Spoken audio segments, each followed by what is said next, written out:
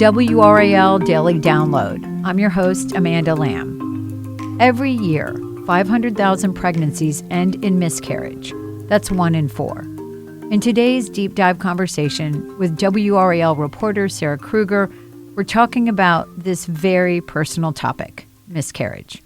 Sarah recently had her 4th miscarriage after she and her husband welcomed a beautiful baby boy in 2021 named Brooks. She's sharing her struggles so that other women can understand they're not alone and get the support they need through what is often a silent loss. Sarah, welcome to the program. Thank you for having me. Well, thank you so much for your willingness to talk about this very private tragedy. This is not the first time you've spoken about it, but I know it doesn't make it any easier. Let's start by just talking about what happened most recently in April. Yeah, so it's difficult to talk about, and I feel like even though this is my 4th time going through this, I still don't have the words to explain it all. But I will do my very best.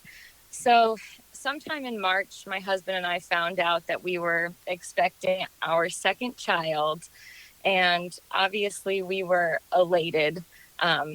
Having gone through miscarriages in the past, I had a ruptured ectopic pregnancy first and then 2 miscarriages.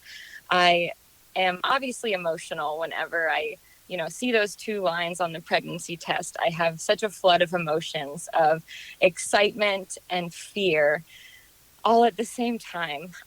This time, the pregnancy seemed like it was going really well. And even though I knew what the outcome could be, that it could be an unfortunate outcome, I just was so positive. This time around, everything felt right. Like I had a lot of morning sickness, which I had remembered from my previous experiences. That was typically a good sign for me. I was outgrowing my clothes. I was just like feeling pregnant, so much, more so than some of the previous times. And then in late April, I started getting some warning signs. I started having some light bleeding, and my heart just sank. Like my mind started racing. This was at night. I called the nurses line on call, and they said, come in tomorrow for an ultrasound. Well, we need to check up on everything. And so I went in the next day for that ultrasound, and I have had so many of them that now I can make sense of those fuzzy black and white images. And so, sorry. Sarah, it's okay. This is hard. This is really hard to talk about. Yeah, I'm looking at what's on there, and I can tell that there's no heartbeat anymore. And so it was really hard. It was really, really difficult. And so now I, have recently gone through my 4th miscarriage, which is just crazy to say out loud. Just so many. Well, let's talk about something that gives you joy. Let's talk about Brooks. So you had a healthy child in 2021. How old is he, and how does he help support you? Oh my gosh. Yeah, he is 17 months old, and he is my daily sunshine. He is just a really special, special baby. Toddler now, I guess. He's running around and talking and everything. But he is helping me so much get through this, and I think he is really perceptive, and I feel like he knew something was going on and that I needed extra snuggles, and he has provided those. And I have affectionately for a while now called him my therapy baby, because shortly after he was born, my dad passed away, and we all really needed some joy in our lives. And he stepped up and provided that, and has been providing that once again. But yeah, I think, after having that healthy pregnancy, I just felt so optimistic that, maybe whatever had been going on before that had caused me to experience recurrent losses, like maybe it was miraculously fixed now. And that was the attitude I had going into this latest pregnancy. And I think that's why it was just especially difficult to deal with the fact that it didn't work out. Like, I think, I don't know if people maybe think, oh, it gets easier. You get better at coping with miscarriages the more you have. But in my experience now, it has just gotten more difficult, especially with Brooks. I'm so much more acutely aware of pregnancy and like what is growing inside of me when I'm pregnant. And then, so that made this latest loss just really Much harder. especially difficult to deal with. Well, we're going to be back after the break with more from WRAL's Sarah Krueger about her experience with miscarriage, what she's learned from these experiences, and what she wants to share or hopes to share with other women. Welcome back to the WRAL Daily Download. I'm talking with WRAL's Sarah Krueger about a very personal topic today. We're talking about her experience with miscarriage. And Sarah, tell me, why is it so important to talk about this? I mean, like we talked about in the first segment, you have talked about this in the past. You've done TV interviews, you've had blogs. Why is it so important to share your experience with other women? Yeah, so when I went through this just recently for a fourth time, I sat on it for a little bit and debated if I should share my story and if I should talk about it. And I thought back to the reception I got to the last time I did this story. It continues to be something that I hear from people about a lot, just from really unexpected places. Like I'll get Instagram messages from women who, months, years later say, thank you for sharing your story. It really helped me to feel not alone. And so thinking about that and also thinking about personally, I think as part of my grief and healing process, talking about this is important to me. And so I decided to share this story. It's helping me to talk about it. I hope it's helping other people going through this to hear about it, A, to know that you're not alone, and then B, just to have hope, because when you have recurrent losses, it's hard to keep going and to keep trying and just worrying you're going to get the same outcome every time. And so I hope that the story of my beautiful, precious son, Brooks, can help other people feel like they have the faith to keep going.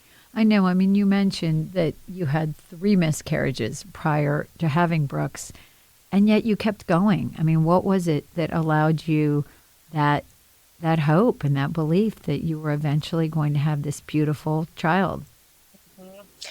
Definitely faith, and also just I am a persistent person, and I don't like to be told no. And it's just, it just fueled me to keep going.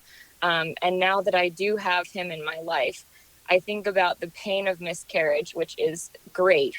But I think what would be worse for me is the pain of not trying to bring another soul like him into the world, because he just reminds me every day. I mean, I can't even explain what he has meant for me and for my life. Like, he is our sunshine and our purpose, and just such an absolute blessing in every second to be with him. Well, I've And never met him, but your pictures on Facebook are just, they make me smile every day. When I see your pictures, I'm like, oh, so he's bringing joy to lots of people's lives, not just yours. Yes. Now, you've had a lot going on lately. I mean, you have just gotten your master's degree from Duke. Tell us about that. And then you're also eventually, I guess, starting a new role here at WRAL. Yes. So, man, life, it has a crazy way of bringing you wonderful things and terrible things at the same time. But I just graduated a few days ago on Mother's Day with my master's degree from Duke in liberal studies. And it's a degree I've been working on since 2018. Took a little bit of time off when Brooks was born. So that was a very triumphant day to put that behind me. And so that was very exciting. And then also next month, I will be moving into the investigative reporter role at WRAL. And I am so excited. It is an absolute dream come true. What I've been working for, for my 10 plus years in journalism. And so I'm so excited about that. And, amid these hard times, I always have so much to be grateful for, and I try to keep a focus on that too. I don't have to look far to find things that make me smile. Well, that's a great attitude and a well-deserved promotion for you. I know you're going to be very successful at that, and everybody here, I'm sure, is excited to see what you're going to do when you take that ball and run with it. So, you know, you've got a lot on your plate, and, you know, it sounds like you're determined to keep going, to be a mom, to focus on your career as well. I mean, what advice would you give other women about how you move past these moments and how you continue to have hope? So I remember right after I got that awful news in the OBGYN's office, they handed me a pamphlet with a lot of resources and information on it. And at the top, it called miscarriage the silent loss. And that's what really got me thinking about talking about this. And, you know, why does it have to be silent? I think for me, talking about it helps me, you know, I don't want to ignore it. Like, it happened. It was hard. But acknowledging that it happened, from my perspective, helps me honor my baby's life. And I say her life because I know it was a girl. I just knew. I knew with Brooks it was a boy. We didn't do the gender test, but I just felt in my heart it was a girl. So I think talking about her, you know, her life was short in my belly, but man, I loved her so much. Sarah, thank you so much for talking to us. And I know this hasn't been easy. Yeah.